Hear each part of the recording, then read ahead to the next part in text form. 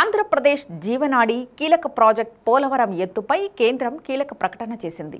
Project ఎత్తు 45.72 మీటర్లని స్పష్టం చేసింది.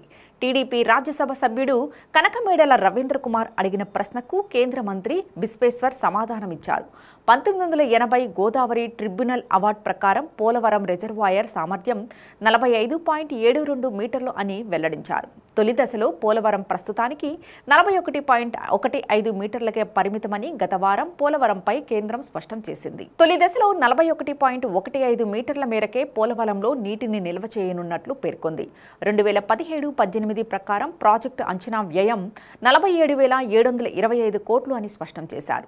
2019లో జలశక్తి శాఖకు ఇచ్చిన సవరించిన ప్రాజెక్టు అంచనా వ్యయం 55,548.87 కోట్లు కాగా ఈ అంచనాను జలశక్తి శాఖ అడ్వైజరీ కమిటీ అంగీకరించింది. 2020లో రిజర్వ్డ్ కాస్ట్ కమిటీని కేంద్రం ఏర్పాటు చేసింది. అయితే 2013-14 ధరల ప్రకారం అంచనా వ్యయం 29,027.95 కోట్లు అని కేంద్ర మంత్రి తెలిపారు. ప్రాజెక్టు కోసం భూసేకరణ, పరిహారం, పునరావాసం ధరల్లో పెరుగుదలే ప్రాజెక్టు వ్యయం పెరగడానికి కారణమని కేంద్రం పేర్కొంది.